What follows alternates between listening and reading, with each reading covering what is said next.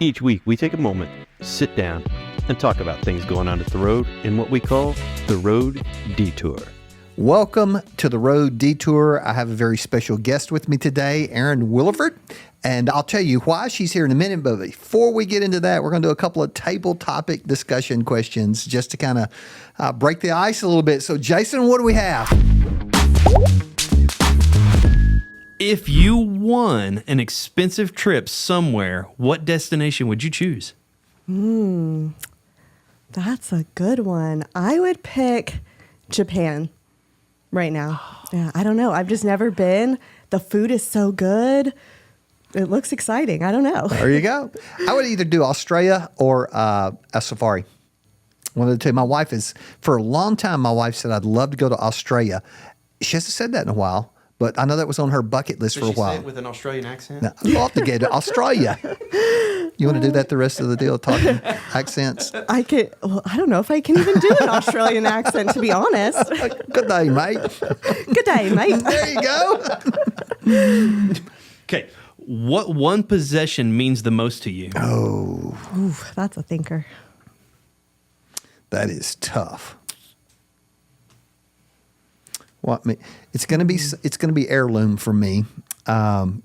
Narrowing it down to, because my dad passed away. It's funny, I was thinking about this in 2013, and I have several boxes of heirloom things that he passed along that I am ready to pass to my kids. And some of it has a monetary value, some of it just has emotional value. But I can't single it out. I love. My dad gifted me, when I was a young boy, the guns that I still have today. And that stuff has a good meaning to me, just because my dad gave it to me, and that helped shape a whole lot of who I am. I have my Bibles that I've carried through the ministry and notes and things in that are valuable to me. But those would probably be the two big things.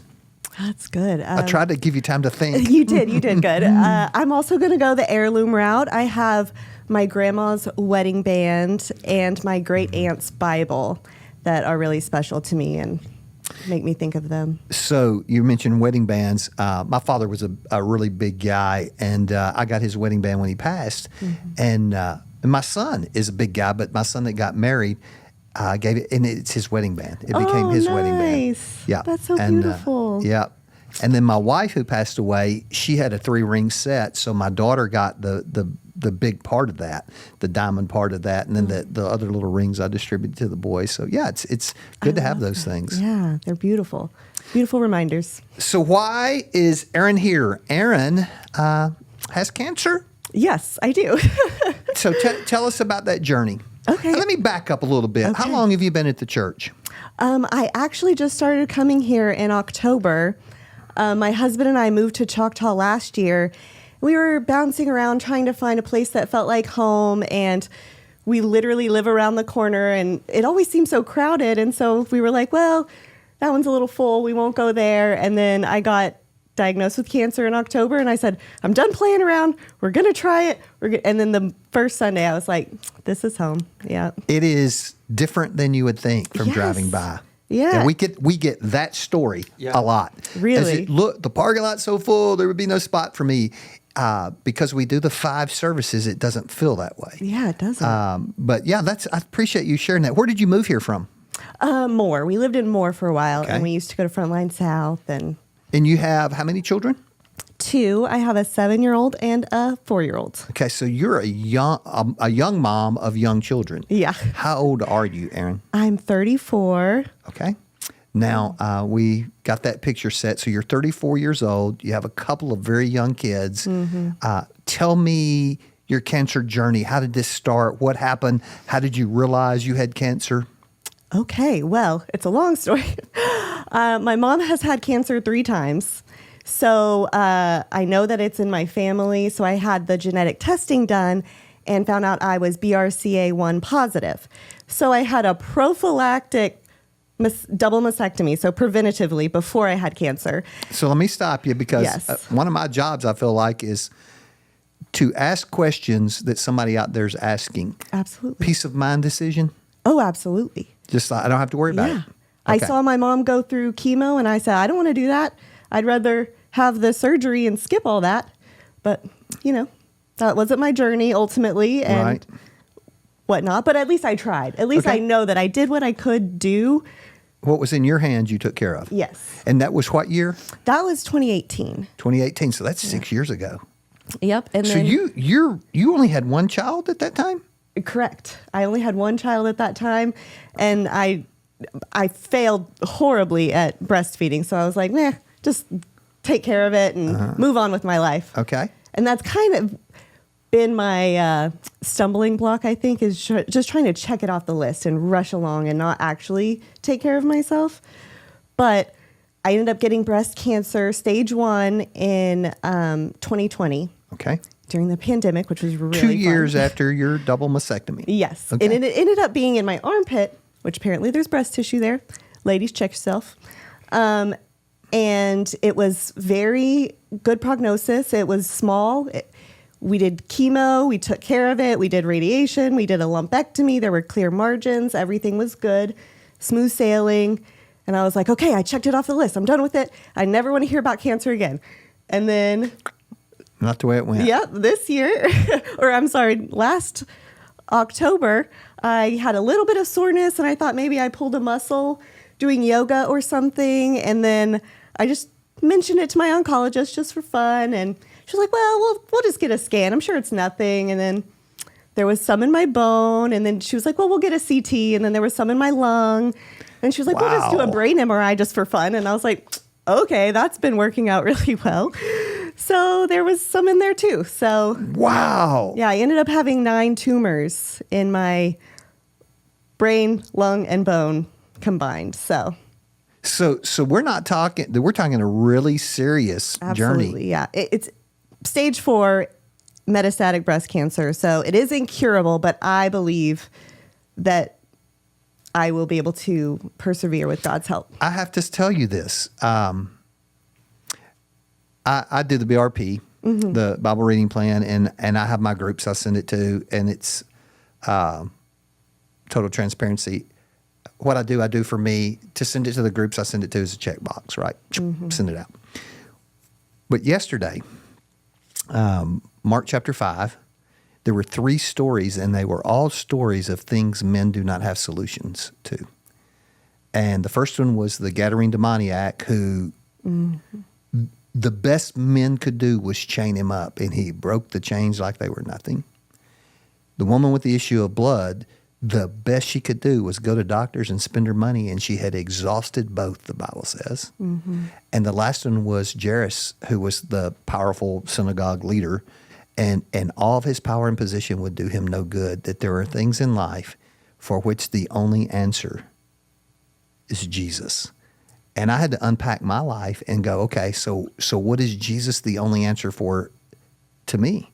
And I had some personal stuff that I wrote down. And yesterday I said, I want my wife to read this. We discuss it all the time, but I sent it to her to read because she's walking the same journeys I'm walking with the stuff. But what you're saying is there's some stuff in life that only Jesus can handle. And for you, this is one of them. Yeah, I also do the BPR and today's reading about, his disciples, they practically saw that there was not enough food to feed 5,000. And he knows that he can do things that look impossible. Right. So even though practically healing or a cure is impossible, I don't believe that in the kingdom of God, I love that. Yeah. I love that. We have not done a public prayer for you, have we? No. We need to talk about that sometime. You need to go home and think about that. And if you want a laying of the hands on you at the end of one of our services for healing, then you talk to your husband, and we do it. Oh, I love that. Yeah, we do it. We ask for people who've been on similar journeys. And we've got a guy, and I cannot think of his name, that went through the cancer battle and came out cancer clear. If I start trying to remember his name, I'll mess it up. But we have stories of people who have gone through similar journeys. So let me get back on track with you. absolutely. So it's 2020. You get the diagnosis, 9 tumors. Oh, no, that's 2023. 2023. Yeah. That's last year, last October. And so now what are you doing? Well, I have an amazing medical team. I radiated all the spots in my body, which with technology these days, it's amazing. It's pinpoint accuracy. I had little to no side effects, didn't have to take steroids for my brain or anything. I did have to get like clipped into that mesh mask, which was freaky, but there are worse things. Right. So now we're just monitoring. I'm on a chemo pill, a really low dose chemo pill to try to keep it all away and keep it under control. And everything that they've radiated so far has reacted positively. So I feel like we're moving forward and I have a lot of hope. Yeah. So tell me the role your faith plays in this. I couldn't do it without God. Like at first, my first cancer, I white knuckled my control. And I was like, okay, I'm going to do the chemo. I'm going to do the radiation. I'm going to do this. And I'm going to just check it off my box and never think about it again. And then it came back. And now I know that I have no control. It is completely in his hands and I trust him completely. I have to trust him completely. There's no other choice. Yeah, because obviously the medical community isn't there yet and I have no power. So it is his power. You know, I've never walked the journey with anybody of cancer or any other significant struggle in life that doesn't come out the other side. And there's a measure of gratitude for what you've been through because of what it does spiritually to your walk with God. It's amazing. Like I feel like I can hear him better than I felt I could hear him in years. Like it is like it was like a vow renewal. Like we are together again. Like I feel so It's close. fresh. Yes. And it's like, I know he didn't cause the cancer, but he is absolutely using it. Oh, wow. For his glory. Like That's good. It's just a part of my curriculum. He's teaching me through this and I'm just soaking it up. I'm loving it. So we're talking to you about this because you not only are taking care of you, you have a burden for other people. Yes. So in my prayer and my quiet times, I've been wanting to serve this community. And I feel like a lot of people look at cancer the way I used to look at cancer, like I just want to deal with it and never think about it again. And not ever thinking about it again doesn't necessarily help you out in the long term. Like I just want to be the hands and feet. I want us to come together. There are so many people going through this right now and we aren't alone, you know? We should come together and help each other. It's community. Yeah, absolutely. It is. One of our core values is connection. And so June 2nd, Yep. we're going to start a cancer support group and Erin's going to lead it. And Yay. you guys are going to do the typical support group support, but you're also going to work through the sermon questions, the questions from this morning sermon. Is that right? Absolutely. We're going to look at it through the lens of cancer and how it impacts us specifically. This Warrior series has been absolutely perfect. Every sermon, I'm like, oh, that was amazing. Hopefully the rest of them will be too. But Yes. yeah. So June 2nd. And so if someone wants to attend, do they need to sign up? Is there a process or do they just show up? Just show up. Come as you are.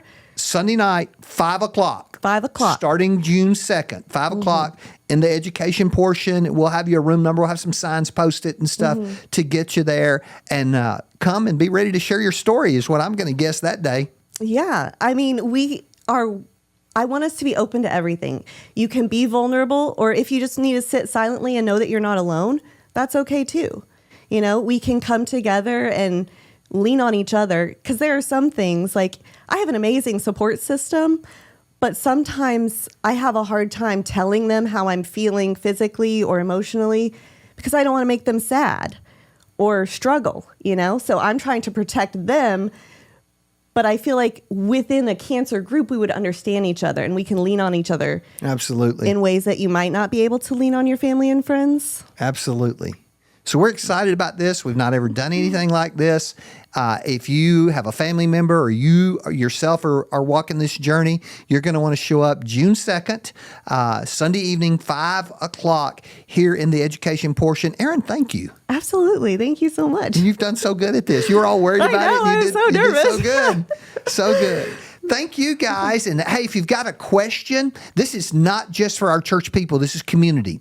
If you are in the community, you got a question, drop it in the comments. We'll get back with you with an answer of how you can be involved also. Yeah. Thanks for joining the Road Sounds good. Detour. We'll see you next week.